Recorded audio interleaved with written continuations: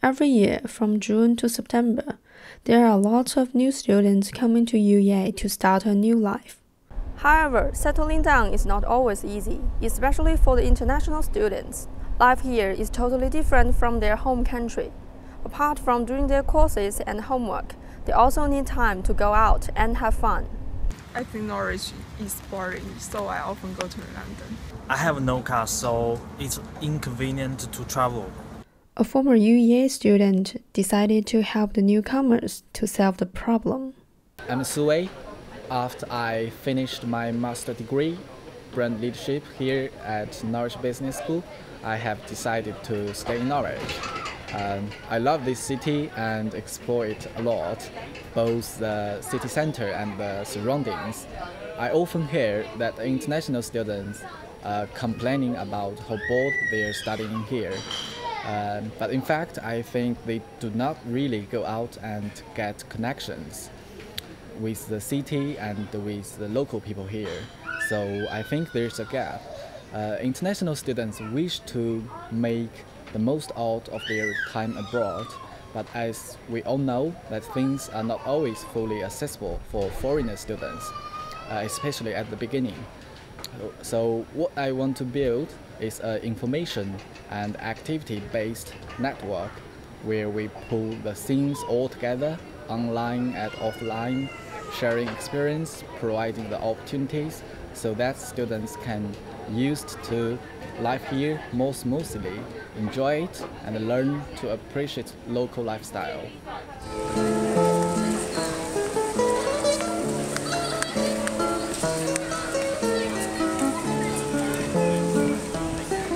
As a historical city, Norwich is famous for its castle, cathedral, and Sainsbury Gallery. But they are both located in the city, so easy to access. But I also really recommend students to explore more beyond the city center. Follow Sue's instruction. I paid a visit to these places. The first one is Norwich Castle.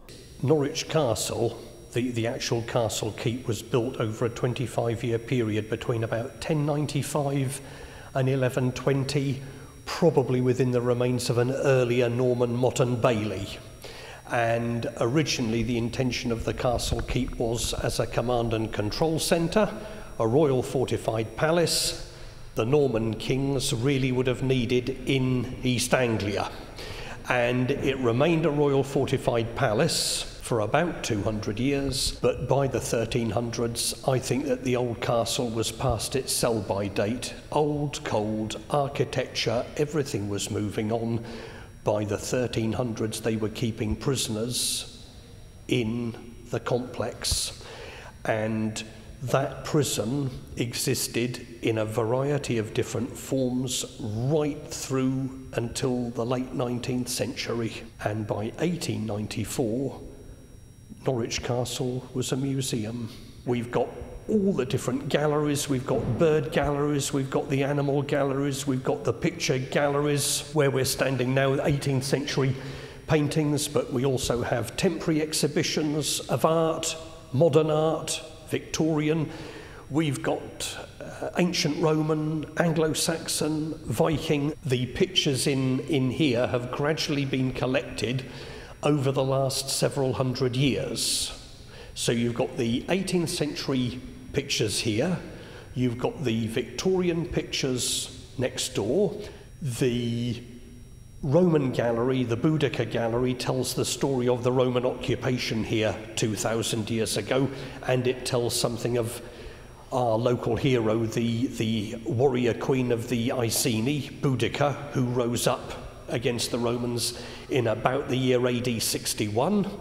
Then upstairs from there in the Saxon Viking gallery, you've got the story of the invasions, because there were continually people moving in here 1,500 years ago, 1,000 years ago, the Saxons and the Vikings. You've got the Norfolk Regiment exhibition in the centre of the rotunda. You've got the ancient Egyptian gallery with items in there that were found by Howard Carter. He was a Norfolk man. And then over then you've got the temporary galleries, you've got the tea gallery through there. And in fact, through there you've got the 16th and 17th century paintings as well, but they've all come from a wide range of different sources, the collections. It's about 10-minute walk from the castle to the cathedral. Once you see the pointed tower, there it is. Norwich Cathedral is a Norman building, almost entirely as it was in 1101 when it was consecrated. It's the most complete Norman Romanesque building in Europe. It was started at the East End in 1096. It got as far as the organ pulpitum in 1101. It was then consecrated. The monks moved in, a Benedictine order. The nave was completed to the far end by 1145. Now the ceiling in the nave is a vaulted ceiling. Lots of cathedrals have vaulted ceilings. Lots of cathedrals have bosses. The bosses are the protrudences which actually hold the whole thing up. But in our case, the bosses tell a story from the Bible story. Windows in the north transept were put in for the millennium, commemoration of the millennium. There are some 3 newer windows than that were only put in last year, actually, by a family in recognition of their daughter going through the University of East Anglia. The cloister, if you come back to the prior's door that you just passed, do look back to see the doorway, the surround of the door, which is absolutely magnificent. The cloister walk all the way around comes eventually to the what we call the monk's door, which comes out into the nave. The cloister in the monastic time was the centre of the whole complex. Everything went off the cloister, the dormitories and the kitchens, the refectory, of course the church itself, the chapter house and everything. The cloister was the centrepiece. Everything went from the cloister. And if you look round at the tracery in the bays, the tracery alters. The fashion had changed in the architecture of the bays, so you can see the different stages as you go round. Carry on a few yards, level with where the organ screen is, look up and you will see 3 roundels, painted roundels on the ceiling, and you will see Herbert Lessinger. I'm afraid he was breaking the church law in the sense that he was prior of Thetford Priory. He wanted to be a bishop, so he paid money to be a bishop, which was a very serious sin called simony, for which he was called into Rome and to be admonished by the Pope. The Pope gave him a forgiveness of this sin of simony, providing he built a cathedral in Norwich. So had it not been for him being naughty, we wouldn't have had a cathedral. Sainsbury Art Centre is located in UEA, and this is a modern one. The Sainsbury Centre was opened in 1978. The Sainsburys donated the collection to the university as they wanted the collection to be kept together so the public could see it, the entire collection all together.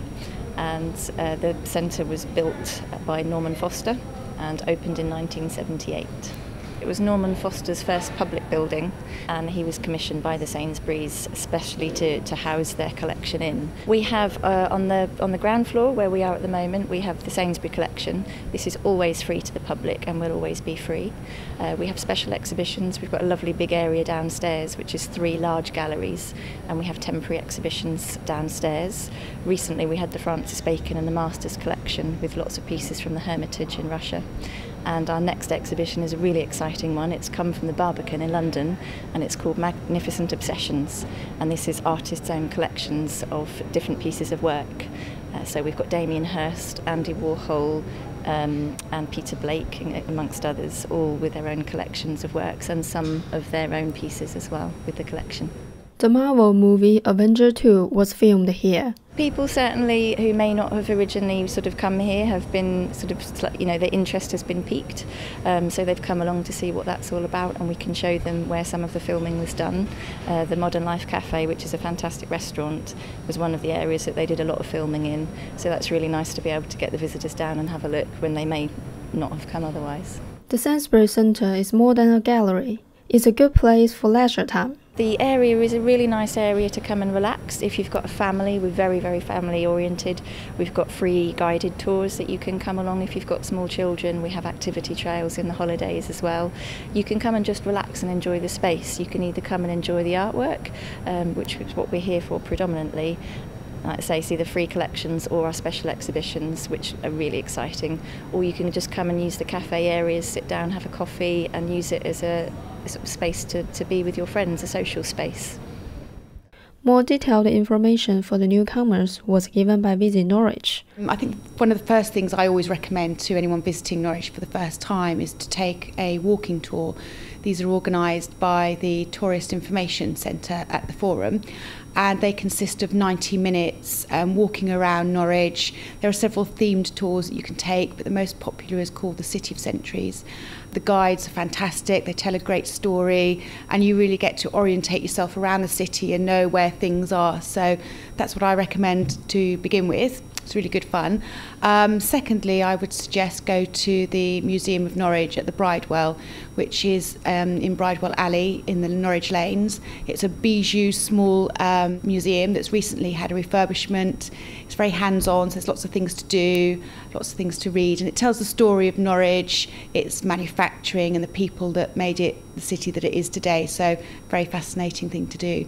Probably the third one I'd suggest going to is Strangers Hall, which is like it's a merchant's house, a 14th century merchant's house where former mayors of Norwich have lived. It's now a museum, and each room is dressed towards an era. So there's a Victorian nursery and a Georgian dining room. It's really beautiful. It's like walking through a very large doll's house. It's a very, very interesting place to go to, especially at Christmas. It's decorated really beautifully. The great thing about Norwich is that it's not particularly far from anywhere, from lots of different things to do. So very close to the Broads, so it's easy to get out and hire a day boat and take yourself off into the Broads when it's a really beautiful day, lots of fantastic wildlife to see. But equally, you can go towards the coast, go to Summer Leighton Hall, which is a big stately home with beautiful gardens and a big maze to explore, so that's a really nice day trip.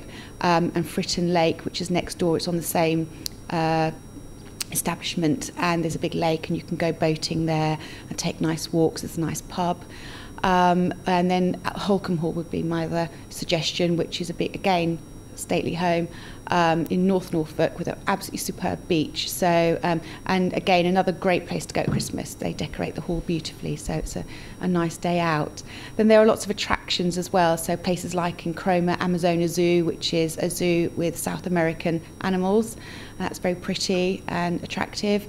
And Davenport's Magic Kingdom in North Walsham is another great sort of morning or afternoon out, which tells you the story, the history of magic. So lots of vintage memorabilia and things that Houdini has done, and the story of Houdini and working with the Davenport family. So very interesting as well. Can you give me more details about what you are doing now? How can you help the Chinese students in UEA to enjoy their life in Norwich? We are active on the social network, especially on the Chinese Twitter style network Weibo, and we already gained over 1,000 followers in half a year. It may not be a lot, but given the total number of Chinese students at UEA, guess we have done a pretty good job. We paired online information, sharing with offline activities.